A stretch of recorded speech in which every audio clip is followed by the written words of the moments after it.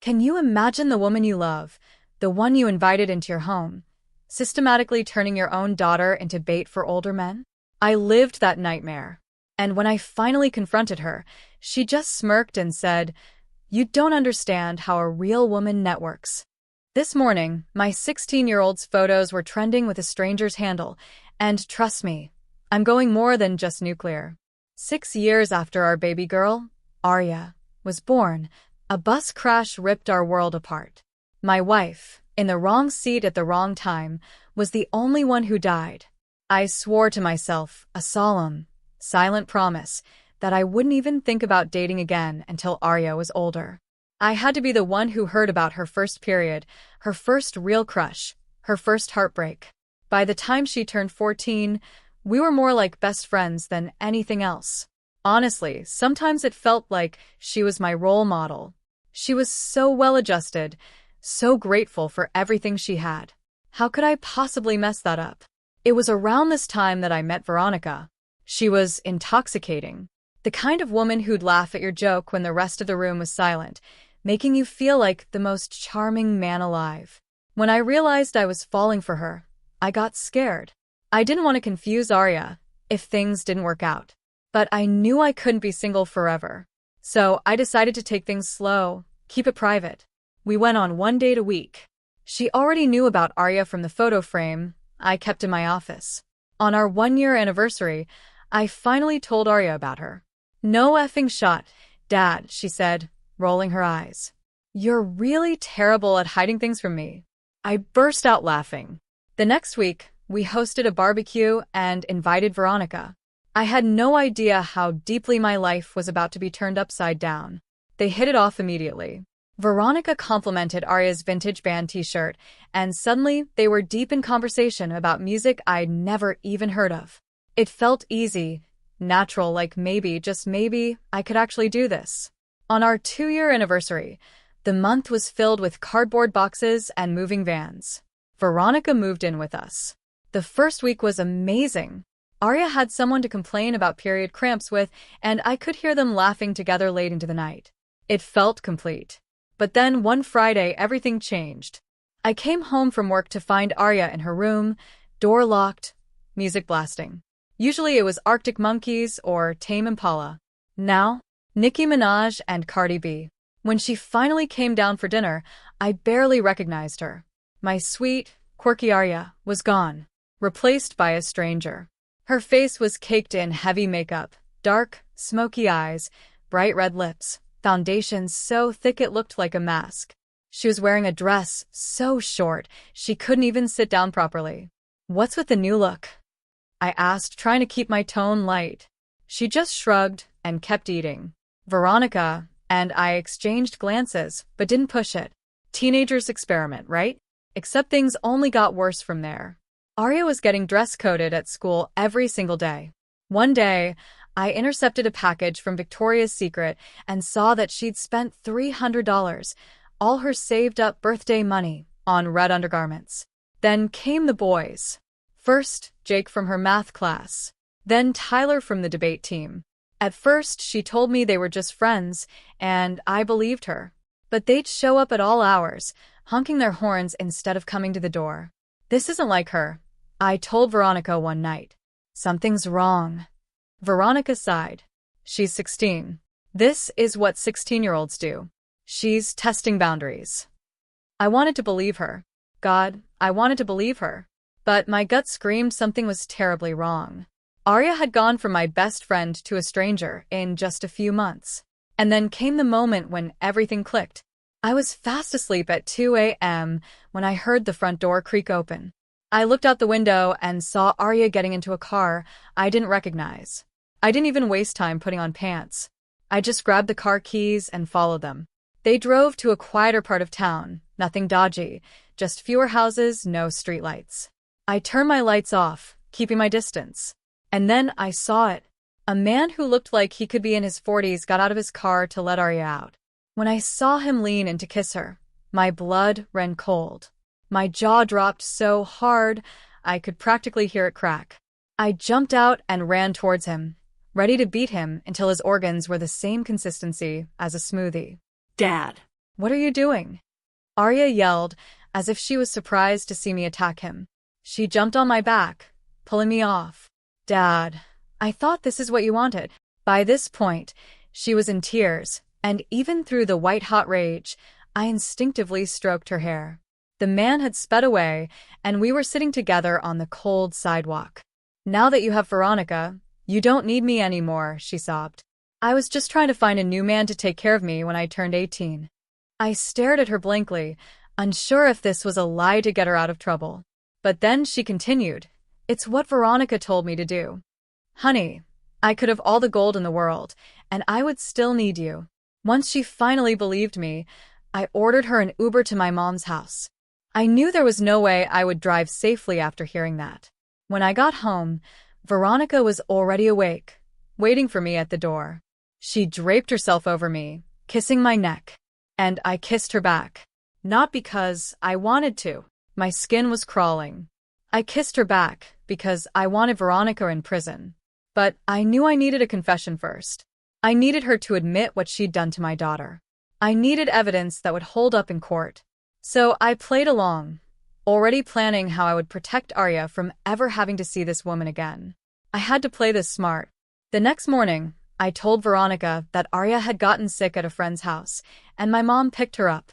She bought it without question. Even offered to make chicken soup for when Arya came home. I called in sick to work and spent the day setting up recording apps on my phone. 3 different ones just to be safe. Then I called my mom and explained everything. She was furious. She wanted to come over and give Veronica a piece of her mind. But I convinced her to keep Arya for a few weeks while I figured things out. That first week was torture. I had to kiss Veronica goodbye every morning, eat dinner with her every night, share a bed with someone who had manipulated my daughter. But I kept recording every conversation, every phone call. When she thought I wasn't listening, she started slipping up pretty quickly. Tuesday night, she asked when Arya was coming home. Said she missed their girl talks. I told her Arya was still feeling under the weather, maybe had mono. Veronica's face did this weird twitch thing. "That's such a shame," she said, cutting her chicken with too much force. I was going to take her shopping this weekend, help her pick out some new outfits for school. I forced myself to smile. "Yeah, she mentioned you'd been helping with her wardrobe." Veronica's eyes lit up. She has such potential. You know, with the right clothes, the right attitude, she could have any man wrapped around her finger. It's important for girls to learn their power early. My stomach churned, but I kept my voice casual. "What kind of power?" She leaned forward, like she was sharing a secret. "The power of being a woman. Men will do anything for a beautiful young woman who knows how to present herself. I'm just teaching her to use what God gave her." My stomach churned, but I nodded along. "And you think that's good for her?" "Of course. You don't want her ending up like those feminist girls, do you? All angry and alone?" "No. Arya's smart. She knows her looks won't last forever. Better to find someone established now, someone who can take care of her." I was gripping my fork so hard I thought it might bend. "Someone older, you mean?" She shrugged. "Age is just a number. Maturity is what matters. And successful men, they know how to treat a woman right. Not like these broke college boys who just want one thing."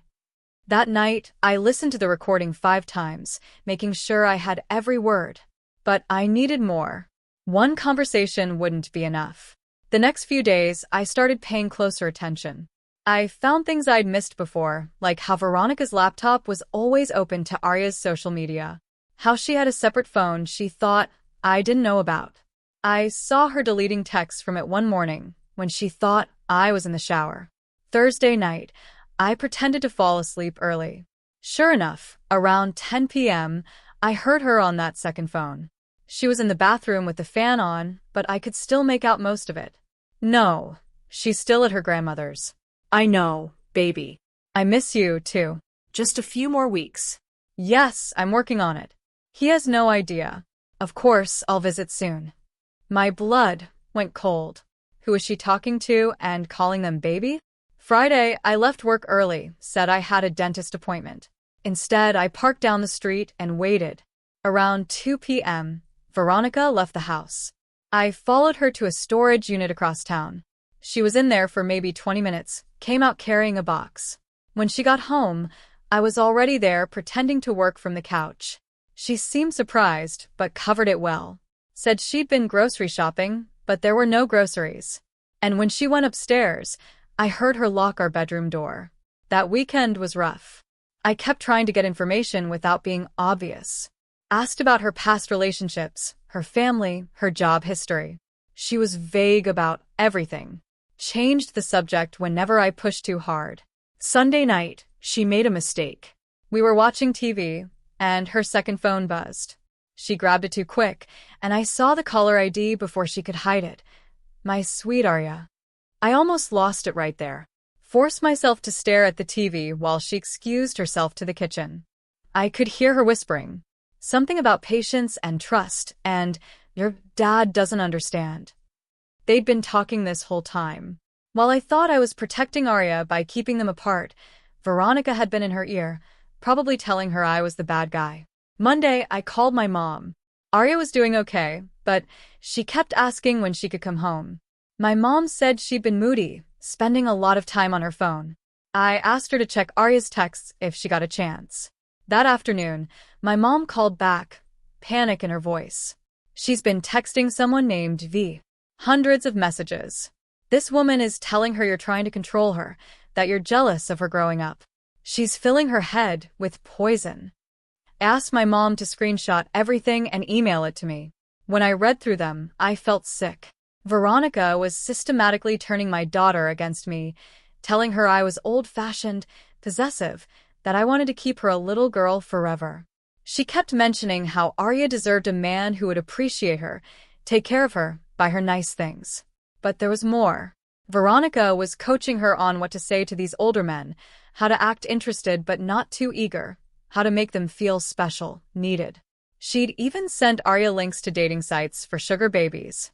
Tuesday, I confronted her. Not about everything, just tested the waters. Mentioned I'd noticed Arya had been texting someone a lot. Veronica didn't miss a beat. Oh, probably just her friends. You know how teenage girls are with their phones. My mom said it seemed like an adult, someone giving her advice. Her face stayed perfectly calm. That's concerning. You don't think she's talking to strangers online, do you? I've heard about predators targeting young girls. The irony almost made me laugh. Here she was, pretending to be worried about predators while she was grooming my daughter herself. Wednesday, things escalated. I came home to find Veronica going through my desk drawers. She said she was looking for stamps, but I knew better. She was getting suspicious, probably looking for evidence that I was on to her. That night, she was extra affectionate, made my favorite dinner, wore the perfume I'd complimented once. But I could see the calculation in her eyes. She was trying to distract me, make me lower my guard. Thursday morning, I woke up feeling fuzzy. Not sick exactly, just off like I'd taken cold medicine, but wasn't congested. I stumbled through my morning routine, barely able to focus. At work, I could hardly keep my eyes open during meetings. It happened again Friday and Monday, always after my morning coffee, which Veronica lovingly prepared for me every day. She'd bring it to me in bed, kiss my forehead, tell me to take my time getting ready. Tuesday, I pretended to drink it, but poured it into a travel mug when she wasn't looking. Took it to a friend who worked at a lab. Asked him to test it. Told him I thought someone at work might be messing with me. The results came back Thursday. Sedatives. Nothing dangerous in small doses, but enough to make someone drowsy. Compliant, less likely to notice things. She'd been drugging me for weeks. I wanted to call the police right then, but what evidence did I have? Some recordings of vague conversations, texts that could be interpreted different ways, and coffee that I contaminated by putting it in my own mug. Any decent lawyer would tear it apart. Friday, I made a decision. I told Veronica I had to go out of town for work, would be gone through the weekend. She seemed pleased, probably thinking she'd have time to work on Arya without me around. Instead, I drove to my mom's house. Arya was in her room when I got there, and when she saw me, her face went cold. "What are you doing here?" she asked, crossing her arms. "I needed to see you. Make sure you're okay." She rolled her eyes. "I'm fine. Just trapped at Grandma's because you're being paranoid." I sat on the edge of her bed. Arya, I know you've been texting Veronica. Her face went red. So, she's the only one who understands me. You just want to control everything I do. That's not true, and you know it, isn't it? You freaked out because I was on a date. A date? Dad, I'm 16, not 6. He was 40 years old, Arya. She looked away. Age doesn't matter when you really connect with someone. Those weren't her words. That was Veronica talking. I pulled out my phone, showed her some of the recordings, let her hear Veronica talking about using her looks while she could, finding someone to take care of her. Arya listened, her face slowly changing from defiant to confused. She said she was helping me, that you'd never let me grow up. Honey, I want you to grow up, but at your own pace, making your own choices, not being pushed into situations you're not ready for. She was quiet for a long time. Then, in a small voice, she said, You were replacing me. That once you had her, you wouldn't need a daughter anymore. I hugged her tight. Never. You're my whole world, kid. Nothing changes that. We talked for hours. I told her about the drugged coffee, the secret phone, all of it. By the end, she was crying, angry at herself for believing Veronica's lies. I'm so stupid, she kept saying. You're not stupid. She's a master manipulator. She knew exactly what to say to get in your head. That weekend, we came up with a plan. Arya would come home, pretend everything was normal. She'd act like she still trusted Veronica, maybe even get her to admit things on recording. Meanwhile, I'd keep gathering evidence. Monday morning, I brought Arya home. Veronica was all smiles and hugs, telling Arya how much she'd missed her. I watched them interact, saw how Veronica touched Arya's arm, leaned in close when they talked, all the little ways she was trying to rebuild their connection. That night at dinner, Arya played her part perfectly. Complained about being stuck at Grandma's, said she was glad to be home, where people understood her. Veronica ate it up, shooting me triumphant looks when she thought I wasn't watching. Tuesday, things got weird. I came home to find them in Arya's room. Veronica holding up a dress I'd never seen before. I saved this for you, she was saying. Knew your dad wouldn't approve, but you're old enough to make your own choices about what to wear. It was red, shorter than anything I'd ever let Arya wear, with cutouts in places that made me uncomfortable. But I bit my tongue, stuck to the plan. Wednesday, Veronica made her move. I heard her in Arya's room after bedtime, their voices low but urgent. I pressed my ear to the door, heard her telling Arya about a friend who wanted to meet her. He's very successful, Veronica was saying. Owns several businesses. He saw your picture and thinks you're beautiful. Very mature for your age. I don't know, Arya said, playing uncertain. My dad would kill me. Your dad doesn't have to know. I'll cover for you. Say we're having a girls' night. He trusts me. I had to walk away before I broke down the door. Thursday, I found something that changed everything. I'd been going through our filing cabinet, looking for anything suspicious, when I found a folder hidden behind old tax returns. Inside were newspaper clippings, printed emails, photos, all about other families, other single fathers with teenage daughters. There was Robert from Michigan, whose daughter Emma had run away at 17. The article mentioned a woman named Victoria, who'd been living with them. Then James from Ohio, daughter Brittany, who'd filed a restraining order against a woman named Veronica. The photos showed Veronica with different hair colors, different styles, but it was definitely her. She'd done this before, multiple times. I made copies of everything, hid them at my office. Then I did something I should have done months ago. I hired a private investigator. By Friday, he'd found more. Veronica's real name was Vivian Marsh. She had a record. Fraud, identity theft, solicitation. She'd served 2 years in minimum security. Got out 3 years ago. Since then, she'd been moving from state to state, targeting single fathers. But here was the kicker. She wasn't working alone. The investigator found connections to a man named Marcus Webb. Late 40s, multiple arrests for soliciting minors, currently out on parole, the same areas Veronica had been. He'd been too.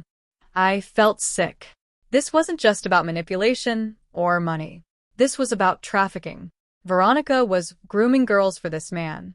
I called the investigator back, told him to find everything he could on Marcus Webb, where he lived, where he worked, what car he drove, because I had a feeling he was the man in the Mercedes. Saturday morning, Veronica announced she was taking Arya shopping. "Girl time," she said, winking at me. "We'll be gone all day." After they left, I tore the house apart, found Veronica's second phone hidden in a shoebox in the closet. It was locked, but I'd watched her type the passcode enough times. The texts made me want to throw up. Messages to Marcus about Arya, about how she was almost ready and worth the wait. There were messages to other men, too, discussing prices and preferences, like Arya was a product to be sold. But there were also messages to Arya, hundreds of them.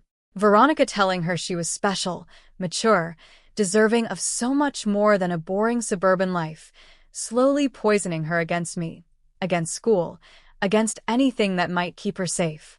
I screenshotted everything, sent to my email, my mom's email, the investigator. Then I put the phone back exactly where I found it. They came home around 6 o'clock. Arya carrying shopping bags and looking uncomfortable. She caught my eye, gave a tiny shake of her head. Something had happened. After dinner, Arya asked if I could help her with homework. Once we were in her room, she pulled out her phone, showed me a recording. "She took me to meet him," Arya whispered. "The man from that night, Marcus. Said it was an accident, that we just ran into him at the mall, but it was planned." On the recording, I could hear Marcus complimenting Arya, saying she was even prettier than her pictures. Veronica laughing, encouraging Arya to thank him.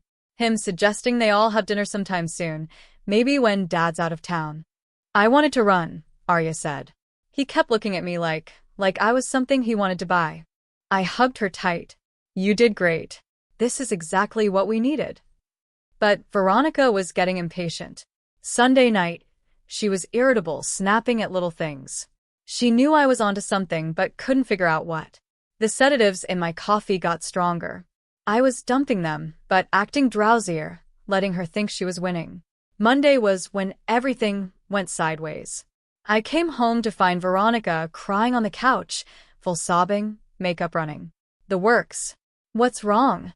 I asked, trying to sound concerned. She looked up at me with red eyes. "I can't do this anymore. The lies, the sneaking around. I know you know." My heart stopped. "Know what?" "About my past, about the things I've done. I'm not proud of it, but I'm trying to change. That's why I fell in love with you, with this family. You made me want to be better." It was a good performance. If I hadn't seen the evidence, I might have bought it, but I played along, sat beside her, let her cry on my shoulder. "Everyone deserves a second chance," I said. She looked up at me, hope in her eyes. "Really? You're not going to throw me out? Let's talk about it. Tell me everything." And she did.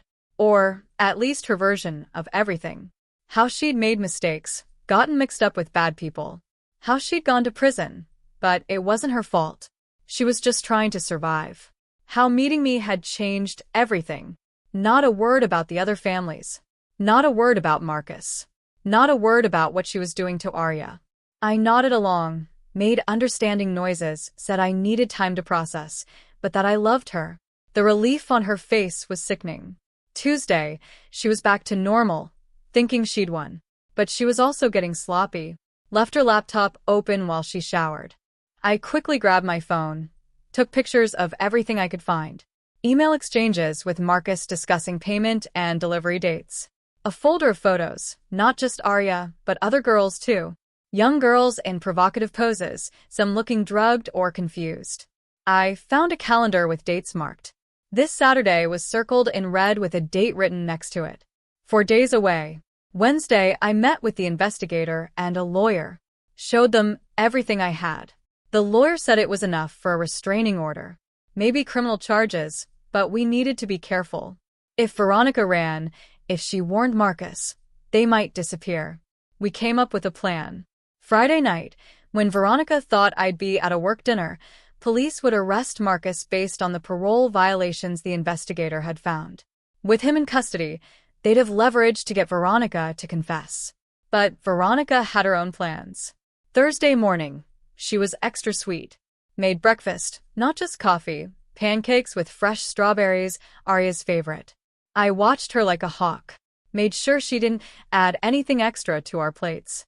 I was thinking, she said, all casual. Maybe this weekend we could take a family trip. Just the three of us, start fresh. Arya and I exchanged glances. Where? I asked. There's this cute bed and breakfast a few hours north. Very secluded, romantic. We could reconnect, away from all the stress. Secluded. Isolated. No witnesses. Sounds nice. I lied. Let me check my work schedule. That night, Veronica's second phone wouldn't stop buzzing. She kept sneaking off to answer it, coming back looking frustrated. I heard her at one point saying, "He's not stupid, and we need more time." Friday morning came too slow. I barely slept. Kept checking that Arya's door was locked. Veronica made coffee as usual. I pretended to drink it, acted extra drowsy. She seemed pleased. Gave me an extra long kiss. Goodbye. Have a good day, baby, she said. Tonight's going to be special. I drove to work but doubled back, parked down the street. The investigator was already there in an unmarked car. We waited. Around noon, Veronica left the house carrying a suitcase. She loaded it into her car, went back for another. She was running. The investigator called his police contact. Change of plans. They needed to move now. But when the police got to Marcus' apartment, he was already gone. A neighbor said he'd left in a hurry that morning, throwing bags into his Mercedes. I called Arya's school in a panic. She was in class, safe. I told them there was a family emergency, that no one but me was authorized to pick her up. By the time I got home, Veronica was back, acting normal, like she hadn't just tried to flee. The suitcases were gone. "You're home early," she said, not quite meeting my eyes. Wasn't feeling well. That coffee this morning hit different. She frowned. Came over to feel my forehead. "You do feel warm. Why don't you go lie down? I'll bring you some soup." I went upstairs, but didn't lie down. Instead, I called the lawyer. Told him what happened. He said to stick to the plan, act normal. They were tracking Marcus' car. Would find him soon. But I knew Veronica was done waiting. Whatever she'd planned for tomorrow, it was happening tonight. I texted Arya, told her to go to her friend Grace's house after school. Tell them she was sleeping over. Don't come home, no matter what. Around 4 o'clock, I heard Veronica on her phone again. Tonight? Yes, I'm sure he's practically unconscious. Bring the van. I grabbed my phone, started recording. Then I did something stupid. I confronted her. Walked right into the kitchen where she was making dinner and said, "I know everything." She froze, knife in hand. "What are you talking about? Marcus? The other families? What you're planning for Arya?" For a second, her mask slipped. I saw the real Veronica. Cold, calculating, dangerous. Then she smiled. "You're confused, baby. The sedatives can cause paranoia. Why don't you sit down?" "I haven't been drinking the coffee, Veronica. Or should I say, Vivian?" The knife clattered to the counter. "How long?" "Weeks. I have recordings, photos, everything. Police are already looking for Marcus." She laughed. Actually laughed. "You think you're so smart, but you're just another pathetic single dad who can't see what's right in front of him." "What's that supposed to mean?" "Arya came to me, you idiot." She wanted this. Wanted someone to show her how to use what she has. You think she's your innocent little girl, but she's been sneaking out for months. I just helped her find better options than the losers at school." "You're lying." "Am I?" "Check her room. Check under her mattress." I didn't move. Couldn't give her the satisfaction. She stepped closer. "You have no idea what girls her age are really like. What they want." I was just giving her what she asked for. "You were grooming her. Selling her. I was teaching her to survive in a world that eats little girls alive. Would you rather she learn from me, or from someone who actually wants to hurt her?" "You mean like Marcus?" Her eye twitched. "Marcus is a businessman. He takes care of his girls." "His girls? How many others, Veronica?" She shrugged. "Does it matter? They all wanted it. Wanted nice things. Older men?" Excitement. I just facilitated. I kept recording. Kept her talking. And the other families? Robert, James? Weak men. Couldn't accept that their daughters were growing up. At least you lasted longer than most. Where's Marcus now? She smiled. Closer than you think. That's when I heard the front door open. Heavy footsteps. Marcus walked into the kitchen like he owned the place. Well, he said, looking at me, this is awkward. I reached for my phone, but Veronica was faster. Knocked it out of my hand, sent it skittering across the floor. Now what? I asked, trying to stay calm. Marcus pulled out a gun. Not pointing it, just holding it. Now you're going to call your daughter. Tell her to come home. No. He stepped closer. I don't think you understand. This is happening whether you cooperate or not. But if you play nice, maybe you get to see her graduate. Walk her down the aisle someday. Be a grandfather. Over my dead body. That can be arranged, Veronica said coldly. But she'd made a mistake. My phone was still recording from the floor, and I'd sent Arya to Grace's house, where Grace's mom was a 911 dispatcher. She's not coming, I said. I told her to stay away. Marcus' face darkened. Then we go get her. Good luck with that. I told the school no one but me can pick her up, and she's not at school anyway. Veronica grabbed her keys. I know where she is. That little friend's house. Grace something. My blood went cold. How did she know? I've been tracking her phone for months, she said, seeing my expression. Did you really think I'd leave anything to chance? They moved toward the door, Marcus keeping the gun trained on me. I had to do something. So I charged him. Stupid? Yes. But I couldn't let them get to Arya. We crashed into the counter, the gun flying from his hand. Veronica screamed, jumped on my back. I threw her off, landed a solid punch to Marcus' jaw, but he was bigger, stronger. He got me in a headlock, started squeezing. Black spots danced in my vision. That's when I heard the sirens. Veronica heard them, too. We need to go now. Marcus dropped me, scrambled for his gun. But the sirens were getting louder. Multiple cars. They ran for the back door, just as police burst through the front. I pointed which way they went, gasping out their names. The next few minutes were chaos. Police everywhere. Questions I could barely answer through my bruised throat. Someone found my phone, still recording. Someone else called for an ambulance. They caught Marcus 2 blocks away, trying to hotwire a neighbor's car. Veronica made it further, but they found her at a bus station 3 towns over. Arya was safe. Had been safe the whole time. When she'd gotten my text, she'd shown it to Grace's mom, who'd called it in immediately. They'd been monitoring our house, waiting for Marcus to show up. The investigation took months. They found 4 more girls Veronica had groomed, 2 who'd actually been sold to Marcus' friends. Both were recovered safely, though I can't imagine the therapy they'll need.